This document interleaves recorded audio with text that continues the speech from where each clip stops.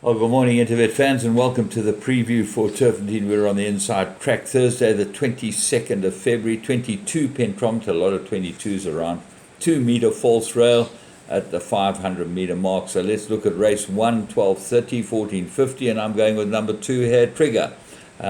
Looks like the right horse. He didn't run a bad race first time at all, and I think there's a big improvement to come from him.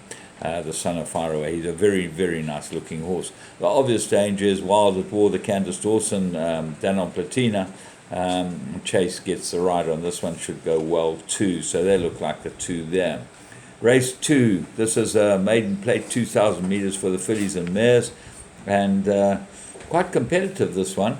Sad with Roses, obviously, has run on his last 2 starts and looks like a big player here by Flower Rally. Erupted Dawn, one of the 2 Drachenstein horses in the race. Very nice first run, although when you start unpacking it, it might not have been that good and certainly might need a bit more than this. Darling Harbour looks very much at her best over 2,000 meters. She looks 3rd best, and Red Knot looks the 4th best, but she's come back from a bit of a break, and fitness may be an issue. Race 3, maiden plate, they go 1,600 meters. It's quite difficult. A lot of horses come into it. I'm going to start at the top 2 miles west. Got some form ahead of the speed rating. 2, Policy of Truth, very consistent, but seems to really be not a big improver. Same applies to 3, Breath of Magic. They look like the 3 on that side. But then the 2 improvers might be 6, Forest Gold, who had his first run. His stable companion was strongly fancied in the race and got beaten. And I think that Forest Gold will improve a lot. Lorena is stuck with it. Montebello, the Crawford runner, number 10, looks like a big player as well. So I'm going to put all 5 of those in. Race 4, maiden plate, 1,000 meters. Absolutely 3-cornered contest. 5, Enchanted Lady. 6, Thing Called Love. And 7, Wait for Green. Take your pick, pay your money. The best drawn is Wait for Green and might end up the best with the 4-kilogram claim. Race 5. Let's get rid of the frog.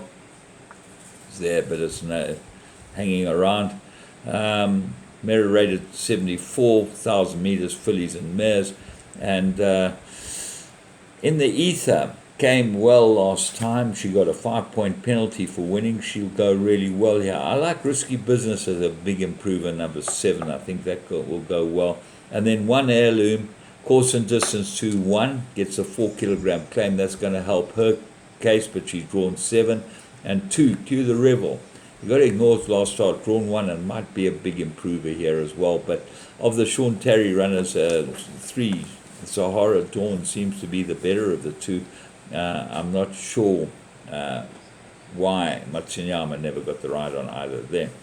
Anyway, he rode them both last time. Race 6, a middle stakes, 1,000 meters. Time for Orchids, very, very difficult to beat. Well drawn at 3. Gavin Lorena looks like a perfect race for Time for Orchids. And the stable companion Rainbow Reward looks like danger. Well, we saw this stable have 2 the other day. One looked like an absolute blinder, got beaten by the stable companion. So you've got to take note of that. Kishin Shah, look for this to improve with the blinkers, come back from resting and gelding. And then Dreamland also got some sort of chance in the same ownership as Rainbow Reward. Race 7, classified 1,500 meters. Well, this is not that easy either. The find of the race is 4, King Rahul. Gavin Lorena rode it last time, but Marco is the stable rider, gets aboard it.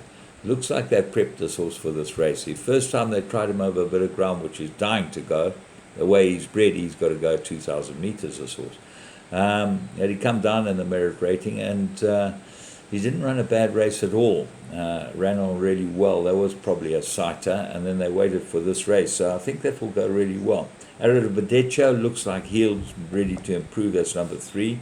Golden Pavilion, got an 80 merit rating for winning his maiden. He took 10 starts to do that. Maybe he's improving.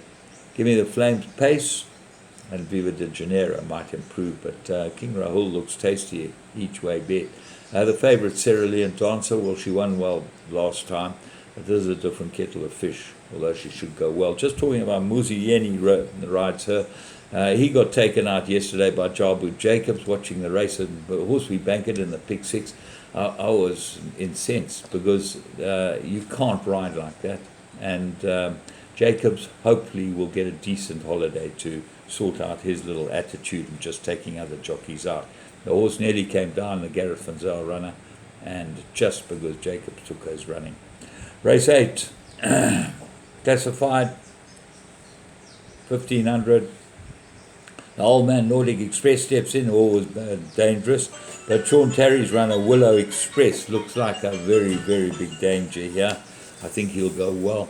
Sage King, obviously the horse I've all got to beat with a 4 kilogram claim off Craw 2. But the find of the race is Bushveld. If she gets a soft lead, this daughter of Give Me the Green Light, number 10, she could be a big player here, so I wouldn't leave her out of anything.